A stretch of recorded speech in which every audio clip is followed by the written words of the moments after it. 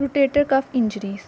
Rotator cuff injuries are divided into the two forms, acute and chronic. Acute ranges from the small cuff tears to massive tears which are more than 5 centimeter, and chronic injuries involves impingement syndrome and cuff arthropathy. Acute injuries can occur both in the young and elderly patients, but chronic injuries are most commonly in the increasing age. Most common injuries of the rotator cuff are impingement and cuff arthropathy. First of all, we will discuss the rotator cuff tendinitis, or also causes impingement syndrome or painful arc syndrome. The rotator cuff muscles move in the narrow space between the acromion and coracoacromial ligament, and it is due to this reason a small injury can cause inflammation, swelling and pain, which can result in the impingement of the cuff. The muscle most commonly involved is the supraspinatus, as it passes between the beneath the narrow space between the acromion and acromioclavicular ligament, and all the rotator cuff muscles moves in a confined space between the humeral head, which is present here, humeral head, acromion and the coracoacromial ligament. So even a trivial injury can start a process of inflammation, swelling and pain, which in turn causes the subacromial pain, swelling, and which terms as impingement syndrome. So even a trivial trauma can lead to the inflammation and collection of the fluid in the subacromial or subdeltoid bursa, or there may be the subacromial spur, which all these factors together causes the impingement syndrome. And impingement is felt to be attributable to abrasion of the cuff and the bursa, on the undersurface of the acromion.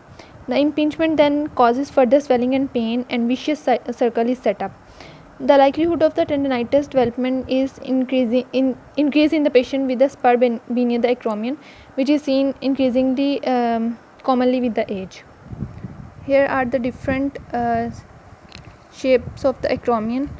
Here the flat, curved and hooked, which forming the spur like bony part, which increase in the old patients, and this play role in the impingement syndrome. The blood supply to the supraspinatus tendon is relatively poor, and repeated trauma makes it susceptible to different injuries, and degenerative changes occurs easily, and there may be the calcium deposition which causes extreme pain. Causes of the injury of the musculotendinous rotator cuff are mainly this is due to the repetitive use of the upper limb above the horizontal, and these involve throwing and swimming, weightlifting, and in elderly even minor trauma can causes the rotator cuff injury. And a fall on the side of the shoulder may also tear up previously degenerated rotator cuff.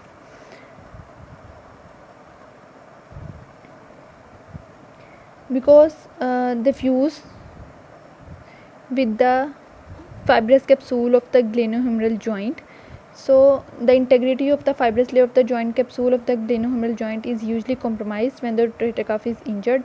As a result, the articular cavity, here is the articular cavity, communicates with the subacromial bursa when the rotator cuff injury occurs. In the rotator cuff tendinitis or impingement syndrome, there is a painful arc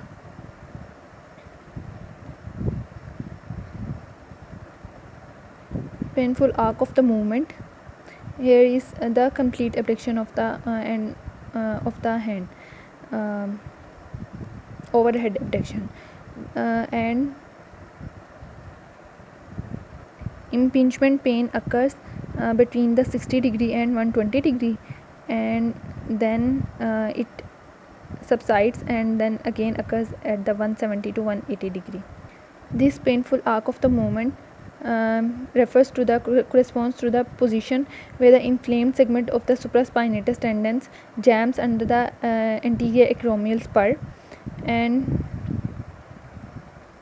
examiner finds that although the patient cannot lift their arm through this segment because of the pain, passively lifting the arm for the patient enables them to continue with the pain-free movement once the area of the impingement is passed.